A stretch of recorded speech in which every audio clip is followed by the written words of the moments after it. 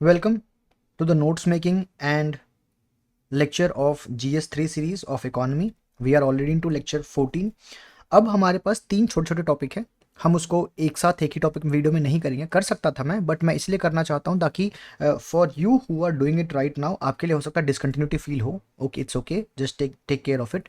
But बाद में कभी अगर आप वापस से टॉपिक करने आओगे तो आपको दोबारा से पूरा लेक्चर नहीं देखना पड़ेगा.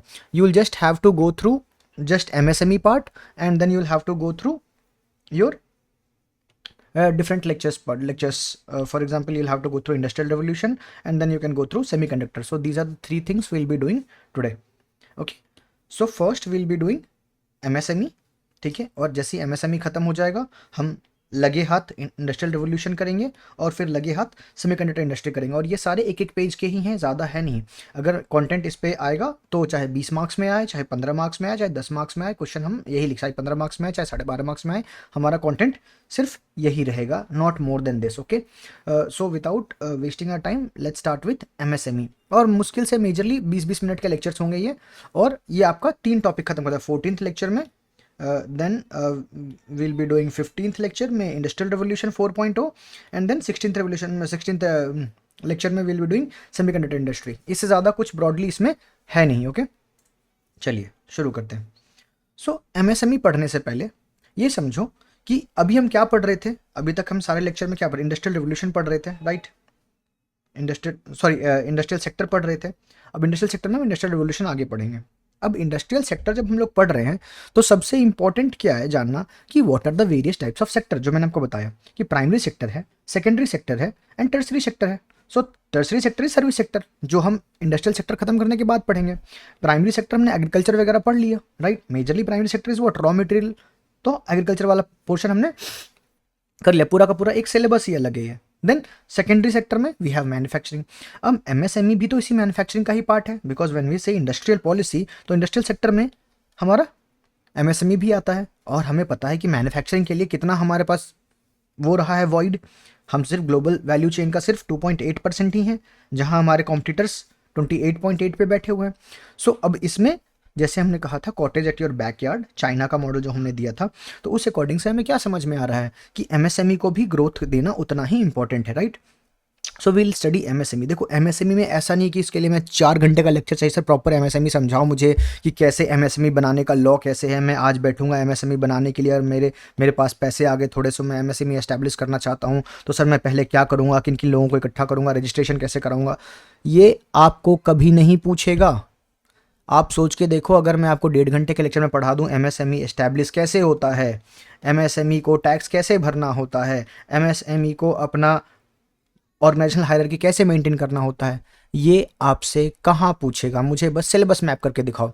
और आपके क्लास में आएंगे टीचर्स और आपको 3 घंटे पढ़ा के जाएंगे कि बच्चों आओ MSME पढ़ते हैं आज. 3 घंटे का वो बड़ा सा MSME का लेक्चर है. वो देखो होता क्या है, क्लास में टीचर पढ़ा रहा है, ठीक है, वो उसके जो प्रिंट आउट PDF दिया है उसने, उसमें नहीं है वो कंटेंट, ठीक है. फिर आपको वो डिक्टेट करके एक लेक्चर लिखाता है, कोई भी टीचर, ठीक है. वो एक लेक्चर लिखा दिया आपको. अब आपके पास ये एक अलग नोट्स है, ये एक अलग नोट्स है. अब घर जाके इन दोनों को क्यूमुलेट करके बनाओ. 7 महीने नोट्स बनाने में चले गए एक सब्जेक्ट के. GS3 बनता रह गया. सो इसी ट्रैप से मैं बाहर निकालना चाह रहा हूँ मैं आपको. जब भी आपको लगे ना कि मेरे पास सर डेटा बहुत कम दे रहे हो आप, तो ट्रस्ट मी, मैं जितना दे रहा हूँ मैक्सिमम डेटा है. देखो जैसे अभी आपको मैं MSME पढ़ाने जा रहा हूँ मैं, ठीक है, तो हर टॉपिक के पहले मैंने यही किया है कि हर टॉपिक से पहले आई हैव गिवन यू कि इस डायमेंशन को पढ़ने की, इस टॉपिक को पढ़ने की क्या क्या डायमेंशन है हमारे पास, क्या क्या डायमेंशन से पूछा जा सकता है सवाल, इससे बियॉन्ड नहीं पूछा जाएगा, राइट. तो अब देखो, जब मैं ये सब पढ़ लूंगा, क्या मैं कोई भी सवाल आंसर नहीं कर सकता हूँ. और रिमेंबर MSME का पूरा कंटेंट सिर्फ इकोनॉमी नहीं होगा. MSME has to do with governance, MSME has to do with polity, MSME has to do with economy में एक्सपोर्ट, मैन्युफैक्चरिंग, हर चीज से MSME को करना है. तो तुम्हारे पॉइंट्स तो और भी आगे चल के ऐड होते ही जाएंगे. Now tell me, when you have this skeleton, जितना भी मैंने आपको पढ़ाया है, क्या पढ़ाया है, इसी स्केलेटन के वेब में पढ़ाया है. हर टॉपिक का एक स्केलेटन दिया है. अब जैसे आपके पास वो स्केलेटन है, व्हाट डू यू अंडरस्टैंड कि जब भी मैं रिवीजन करने आऊँगा तो जब मैं MSME टॉपिक खोलूंगा, स्केलेटन निकालूंगा, अच्छा मीनिंग पता है मुझे, क्लासिफिकेशन पता है, कोई रिवाइज्ड क्लासिफिकेशन है, हाँ तो पता है. इंपॉर्टेंट ऑफ MSME क्या है, इकोनॉमी का इंपॉर्टेंस हो सकता है, क्या वो लिख सकता हूँ मैं कि हाँ 2.8% से ग्रो करने में मदद कर सकता है, 35% हमारा मैन्युफैक्चरिंग में कंट्रीब्यूट करता है, ये सोशल फैक्टर्स हाथ दे सकते हैं, इंक्लूसिव ग्रोथ की बात करता है, ये स्ट्रैटेजिक पॉइंट दे सकते हैं। ये मैं आपको रिवाइज करने के लिए दे रहा हूँ ये। तो और यहाँ पे मैं ये भी बता रहा हूँ कि ये सारे डायमेंशन हम एक्सप्लोर करेंगे इसके, ठीक है। सो जैसे ही हमारे पास ये रहेगा, जब भी चाहे आज पढ़ रहे हो चाहे हम 10 दिन बाद पढ़ रहे हो, और ये मैं इसलिए देता हूँ आपको कि आपको ये आसानी हो सके कि सर मैंने सारा डायमेंशन कवर करा दिया ना, हाँ करा दिया। तो अब आ जाओ एमएसएमई शुरू करते हैं, ठीक है। अभी तक मैं आपको बस ज्ञान दे रहा था अबाउट कैसे करना है और क्यों घबराना नहीं है, ठीक है।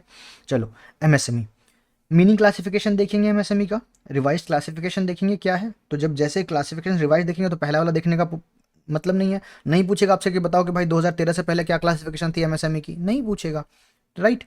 और आपसे कभी पूछेगा भी नहीं एमएसएमई क्लासिफिकेशन क्या होता है मेंस में, और प्री में पूछ सकता है बट मेंस में तो कभी पूछेगा ही नहीं। वो तो आपको अपना डेटा फैक्टर देना है वहाँ पे कि MSMEs have been classified so and so. अगर कुछ पूछती है सरकार की क्वेश्चन पूछता है कि सरकार क्या की है इसके चेंजेस लाने में, तो जब पढ़ोगे कि भाई एमएसएमई डॉर्फिज्म का एक कॉन्सेप्ट है, तो एमएसएमई को डॉर्फिज्म से निकालने के लिए सरकार ने ये सब चेंजेस किए हैं, ठीक है। तो अब आ जाओ इंपॉर्टेंस ऑफ एमएसएमईज क्या है। देन करंट डेटा पढ़ेंगे कि जीडीपी में क्या इनका कंट्रीब्यूशन है, मैन्युफैक्चरिंग में क्या कंट्रीब्यूशन है, एक्सपोर्ट में क्या कंट्रीब्यूशन है, एम्प्लॉयमेंट में क्या कंट्रीब्यूशन है। अब देखो जब आप ये सब आपके पास हो जाएगा ना, तो आप क्या करोगे ना, जैसे मैं पहले भी कराया हूँ और आगे भी ऐसे ही कराऊंगा, यहीं पे डेटा ऐड करना है। नोट्स ऐसे ही बन गए, अब उसको नहीं लिखना है कि MSMEs contribution in GDP of India, फिर MSME as a manufacturing sector contributes to so and so percent in Indian GDP, therefore saving MSME नहीं लिखना। ये कहाँ लिखोगे ये सारा content. So get away with the trap कि मेरे को सर 3 घंटे का लेक्चर क्यों नहीं दे रहे हैं, मेरे को 5 घंटे का लेक्चर क्यों नहीं दे रहे हैं। नहीं दूंगा मैं, और देना है तो वो करो ना, जाके कोचिंग इंस्टीट्यूट से करो। मैं ना आपसे फीस ले रहा हूँ, मैं ना आपको कुछ बता रहा हूँ। पढ़ना है आपको पढ़ो, नहीं पढ़ना है आपको 5 घंटे का लेक्चर करना है करो, 2-3 साल में आपको खुद ही समझ में आ जाएगा, कोई दिक्कत नहीं है। मुझे कुछ कोई दर्द नहीं है कि आपका नहीं हो रहा है नहीं हो रहा है। मैं इसलिए हूँ कि दर्द मुझे इस बात का है कि आप मेहनत करो और आपका ना हो तो वो दर्द मुझे पता है कैसे होता है, ठीक है। सो नाउ लेट्स कंटिन्यू, अब ज़्यादा नहीं ध्यान देंगे। तो चलो सबसे पहले बताओ क्लासिफिकेशन क्या है, ठीक है। सो क्लासिफिकेशन देखेंगे, याद रखना कि इन्वेस्टमेंट और टर्नओवर के अराउंड पे दो तरह से क्लासिफिकेशन किया जा सकता है कि एक इंडस्ट्री माइक्रो तब कहलाती है जब 2.5 सीआर से उसका इन्वेस्टमेंट होता है और 10 सीआर उसका टर्नओवर होता है। और अगर 25 सीआर उसका इन्वेस्टमेंट है एंड 100 सीआर टर्नओवर है तो वो स्मॉल स्केल में है। अगर 125 सीआर उसका इन्वेस्टमेंट है, दैट इज 125 करोड़ उसका इन्वेस्टमेंट है एंड 500 करोड़ उसका टर्नओवर है, तो वो हो जाता है हमारा मीडियम। अब देखो इसको याद करने का तरीका ऐसे है, बस एक डेटा याद रखना आपको, एक डेटा, ठीक है। और वो डेटा है कि ऐसे 1 सेकेंड 2.5, बस ये याद रखना है, investment, turnover, micro, small, medium, 2.5 याद रखे ना, बस ऐसे याद, बस इतना सा अगर डेटा याद रख ले, बस 2.5 आपका सारा टेबल खुद ही बन जाएगा। इधर करना है इंटू 4, ठीक है, और इधर करना है इंटू 10, ठीक है। देख लो हो गया 10 और इधर हो गया 5, बस ऐसे याद रखो। 2.5 इंटू 4 कर दो, कितना हो गया 10 करोड़ हो गया। फिर इधर इंटू 10 कर दोगे तो ये क्या हो गया 25 सीआर हो गया, सॉरी हाँ हाँ सॉरी, ठीक है 25 सीआर हो गया और ये 100 सीआर हो गया। फिर इंटू 5 करना है, ये 125 हो गया और ये 500 सीआर हो गया। बस ऐसे ही रटने नहीं बैठ जाओ, बस एक छोटा सा अपना माइंड ट्रिक बनाओ और याद कर लो, ठीक है। कहीं भी पूछेगा, ऐसा तो नहीं कि कोई वो वाला एग्जाम दे रहे हो कि सीबीटी एग्जाम दे रहे हो कंप्यूटर बेस्ड टेस्ट की, भाई 30 सेकंड में बता देना है मुझे, नहीं। जब मुझे पता है मैं यहाँ पे एम्पल टाइम लेके दे सकता हूँ, आंसर कर सकता हूँ। मेरे पास एग्जाम में कितने टाइम होते हैं पर question, you have ample amount of time. So exam में तो हमें पता है ना कि भाई हमारे पास 100 क्वेश्चन हैं, 120 मिनट है, अराउंड 1.2 मिनट का टाइम है मेरे पास। तो मैं क्यों रट के जाऊँ कि माइक्रो का 2.5 है, 10 करोड़, क्यों रटना, मुझे बस एक ट्रिक बना लेना, याद रखना, खत्म कहानी। बस इससे ज़्यादा मेहनत नहीं करना इसमें, ठीक है, डन। हमें पता लग गया कि क्लासिफिकेशन क्या है। अब आ जाओ इंपॉर्टेंस ऑफ एमएसएमई। चाहे आपसे कहीं भी पूछेगा, मेजर यही है, आपसे पूछे या ना पूछे, या इंडस्ट्रियल सेक्टर पूछे या मैन्युफैक्चरिंग सेक्टर पूछे, आपको डेटा लिखना है वहाँ पे कि भाई एमएसएमई का ये रोल है। तो अब आ जाओ इसको पढ़ेंगे इसी इसी स्ट्रक्चर में, ठीक है।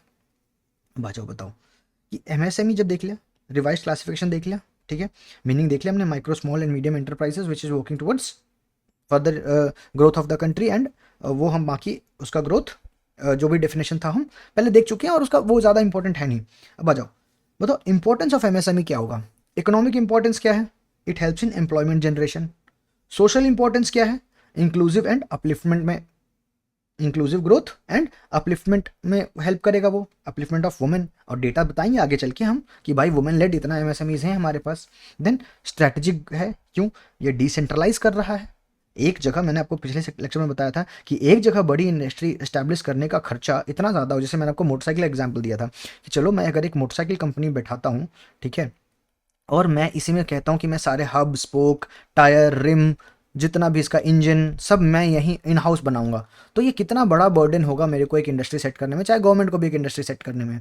बट मैं बोलूँ कि मैं प्रोक्योर करूंगा, टायर यहाँ से, नट यहाँ से, बोल्ट यहाँ से, या फिर कुछ भी, लेट्स से रबर यहाँ से, सीट यहाँ से, इलेक्ट्रॉनिक वायर यहाँ से। तो इससे क्या होगा कि मैं डिसेंट्रलाइज्ड, मैं उसका स्पिल ओवर इफेक्ट क्रिएट कर सकूंगा।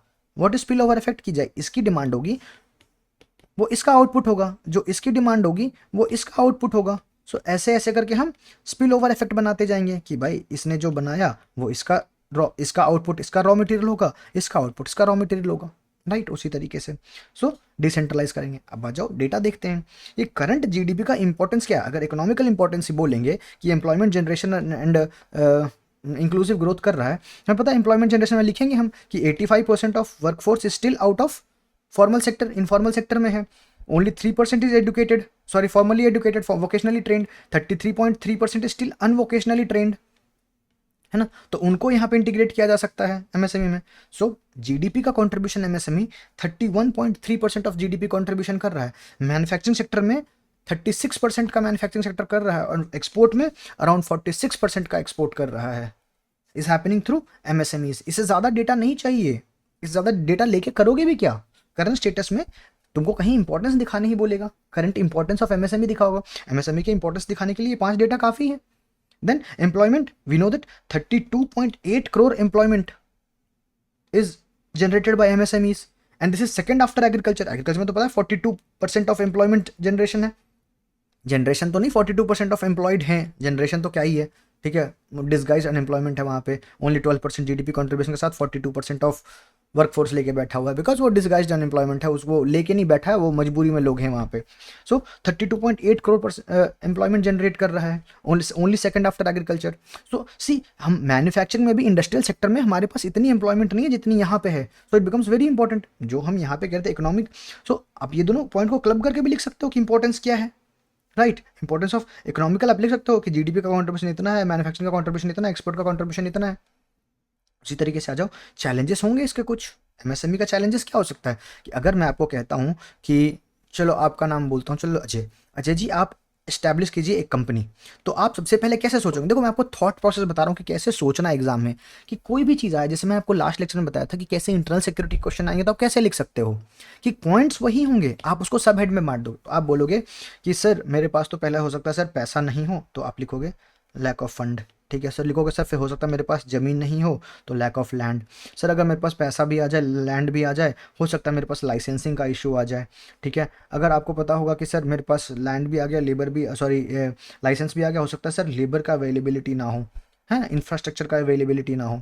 So you know all this problems, right. आपको पता ये सारा चैलेंजेस होगा। देन यू विल से कि सर सरकार के पास हो सकता है किसी चीज़ का लाइसेंस लेने का पॉलिसी का ही हो दिक्कत हो, तो आप क्या बोलोगे कि भाई ये तो मेरे पास 6 पॉइंट्स आ गए, बस अगर मैं 6 पॉइंट्स ऐसे ऐसे लिख के आ जाऊँ ना, तो हाँ ठीक है, एग्जामिनर को ना 1 बाय 1 पढ़ना पड़ेगा इन पॉइंट्स को, राइट। एग्जामिनर को पढ़ना पड़ेगा। अच्छा, lack of financial backup.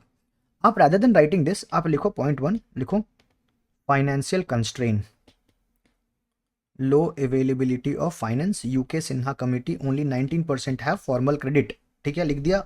Then second में आ जाओ, policy constraints, licensing issue, ease of doing business neglected, ठीक है। देन थर्ड पे आओगे, क्या लिखोगे, labour availability, employment schemes like MG NREGA, जो कि वीबी जी राम जी हो गया है, मेक्स लेबर अवेलेबिलिटी टफ या फिर hard to find working labour, because वो यहाँ पे 100 डेज के एम्प्लॉयमेंट में जा रहे हैं, 150 डेज के एम्प्लॉयमेंट में, तो वो इधर क्यों अवेलेबल रहेंगे, क्यों मेहनत का काम करेंगे। So these are things.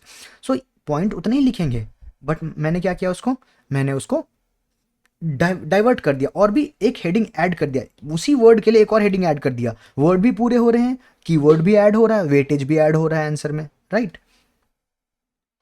तो अब देखो, जैसे मुझे पता है कि फाइनेंस था, पैसा नहीं है तो लिख दिया फाइनेंस। अब फाइनेंस में दो दो चीज़ें हो सकती है ना, एक तो क्रेडिट का दिक्कत हो सकता है, जैसे मैंने बताया UK Sinha committee to to 28 से 30 लाख का क्रेडिट गैप है, एंड ओनली 14% क्रेडिट एक्सेस है, कहीं 14% कहीं 19% लिखा होता है, बट ठीक है 14% का क्रेडिट एक्सेस है। और डेलॉइट कहती है कि डेलॉइट का फाइनेंशियल सर्विस रिपोर्ट ये कहता है कि 14% को फॉर्मल क्रेडिट एक्सेस अवेलेबल है, ठीक है, सॉरी 14% तो क्रेडिट एक्सेस है। यूके सिन्हा कमेटी ये कहती है कि ओनली 16% को फॉर्मल क्रेडिट मिल पा रहा है। बात मोटा मोटी दोनों सेम ही चीज़ कह रही है, ठीक है। तो आप लिख सकते हो क्रेडिट। अब क्रेडिट लिखने के बाद क्रेडिट का दो फैक्टर हो सकता है ना पैसे का, कि एक तो मेरे पास पैसा नहीं है, दूसरा अगर पैसा है तो मेरे पास इंश्योरेंस भी तो चाहिए, राइट। तो उसका फैक्टर भी लेके आ सकते हो कि लो इंश्योरेंस पेनिट्रेशन, तो सरकार उसके लिए देखा जैसे पढ़ा है सीजीटी एमएसएमई लेके आई है, that is credit guarantee for MSMEs. Then export guarantee EGCLS देखोगे, EGCLS that is export guarantees for export credit guarantee for MSME sectors. तो गवर्नमेंट भी वही करेगी, जब जैसे आप चैलेंजेस आइडेंटिफाई करोगे तो गवर्नमेंट का स्कीम भी उसी अकॉर्डिंग आ जाएगा, राइट। अब देखो स्ट्रक्चरल होगा, जैसे मैंने आपको बताया कि कुछ कंपनीज हैं, कुछ एमएसएमई हैं जो तरक्की करने के बाद भी डॉर्फ ही रहना चाहती हैं, ठीक है। सो डॉर्फिज्म, ठीक है, भाई बेनिफिशियरी ग्रीड है कि अगर मैं बड़ा हो जाऊंगा।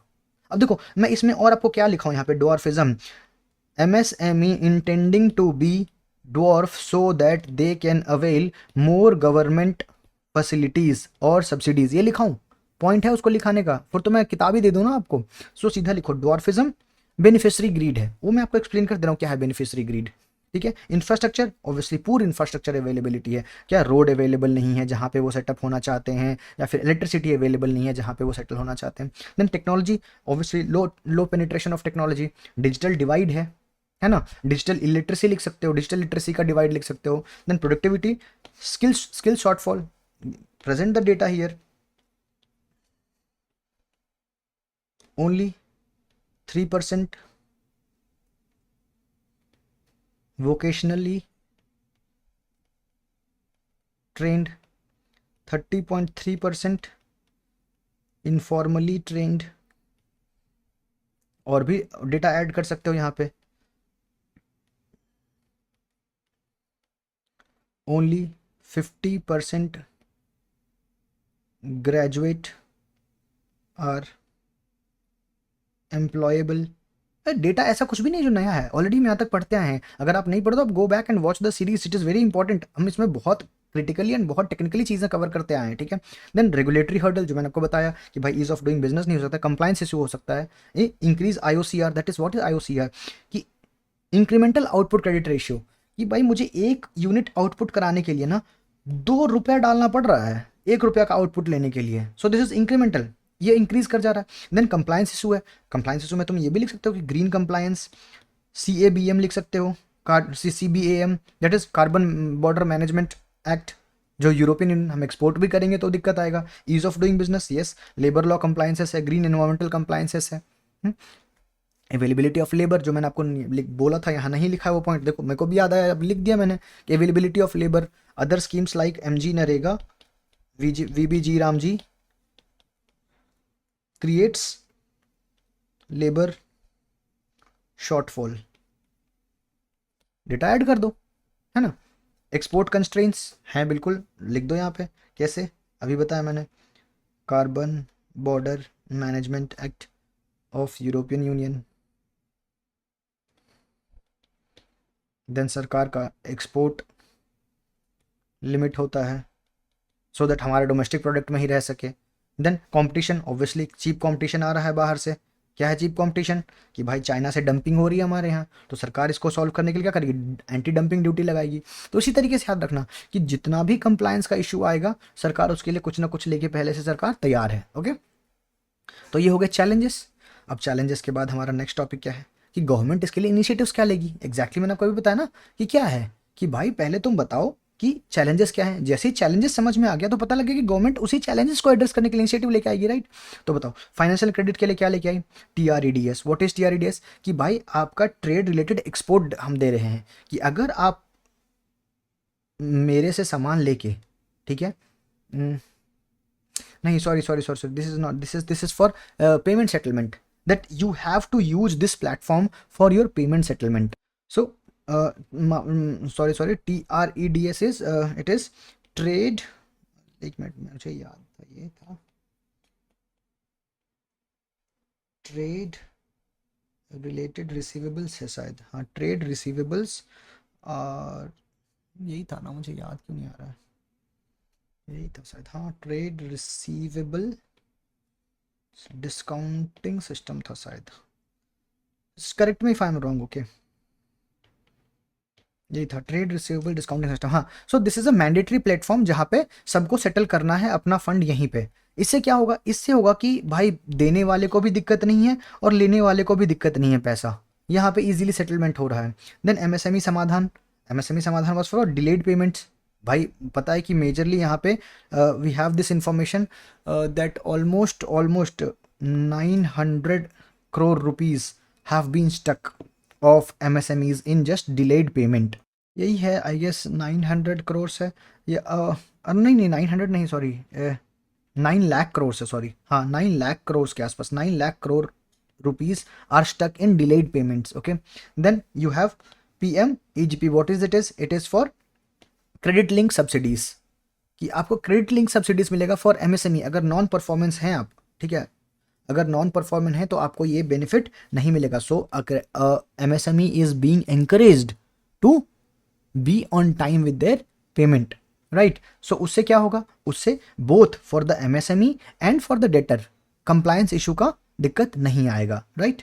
And in this way it the credit can be available to both the lender and the debtor as well, जो बोरोवर है एंड जो डेटर है, ताकि दोनों का फंसे ना। व्हाट इज दिस, इस पीएमजीईपी का फुल फॉर्म भी लिख लो, it is prime minister employment generation portal, fund for employment generation portal के लिए, ठीक है।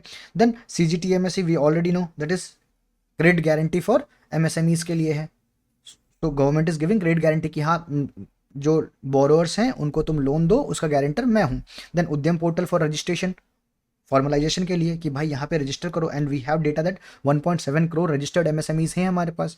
Then market access and competition, yes उसके लिए क्या है कि 25% ऑफ जितने भी पब्लिक सेक्टर्स हैं उनके लिए मैंडेटरी कर दिया कि 25% ऑफ पब्लिक प्रोक्योरमेंट अब तुमको एमएसएमई से ही करना होगा, right. Then technology and technological clusters, revival of almost 200 legacy industry clusters government ने बोला है।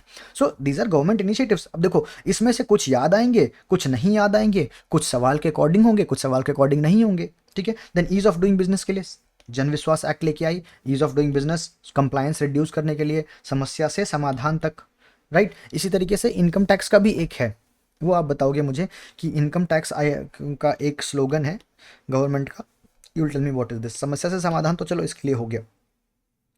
अब वे फॉरवर्ड क्या है, देखो फाइनेंशियल वे फॉरवर्ड होगा, टेक्नोलॉजिकल वे फॉरवर्ड होगा, एक्सपोर्ट रिलेटेड वे फॉरवर्ड होगा, cluster development obviously, rural urban cluster, what is rural कि रूरल क्लस्टर डेवलप करो बट अर्बन फैसिलिटीज़ के साथ, अर्बन एक्सेस के साथ।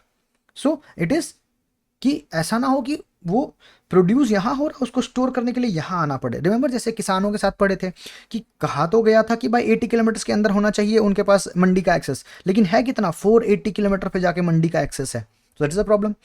देन डाइवर्सिफिकेशन इससे हो सकेगा थ्रू रूरल अर्बन। देन उसने डिजिटाइजेशन का ऑब्वियसली सनसेट क्लॉज लगाओ। सनसेट क्लॉज फॉर व्हाट, ये जो डॉर्फिज्म का खेल रहे हैं लोग कि भाई इतना दिन तक आपको डॉर्फिज्म नहीं रहने देंगे, इतने दिन तक एमएसएमई का सेक्टर आपको सर्विस लेने नहीं देंगे। आप एमएसएमई हो, आप इंडस्ट्री एस्टैब्लिश की हो, आपको ये जो सरकार से रिलेटेड सब्सिडी मिल रही है 3 से 5 साल के लिए मिलेगा। सो दिस इज सनसेट क्लॉज।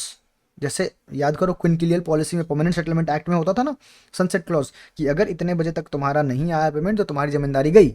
उसी तरीके से सनसेट क्लॉज, तुमको इतने समय में बड़ा होना ही पड़ेगा, राइट। अगर तुम बड़ा नहीं हो पा रहे हो तो तुम्हारी ये बेनिफिट एनीवे चली जाएगी, राइट।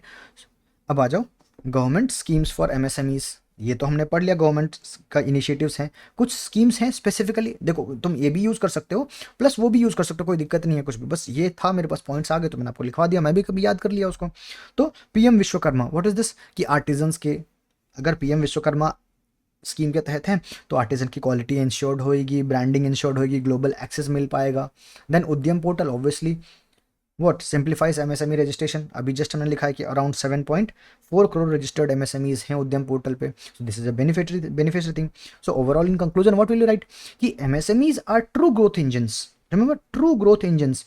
देखो इसको तुम चाहो तो तुम स्टार्टिंग में इंट्रोडक्शन में भी लिख सकते हो, ऐसे कोई तो हाई तो है नहीं कि सर ये तो कंक्लूजन में ही अच्छा लग रहा है, नहीं लिखो। अगर एमएसएमई की बात करें कि एमएसएमईज आर, जैसे देखो याद करो ये क्वेश्चन इस सेक्टर का कहाँ था, faster economic growth requires increase share of manufacturing sector in GDP particularly of MSME.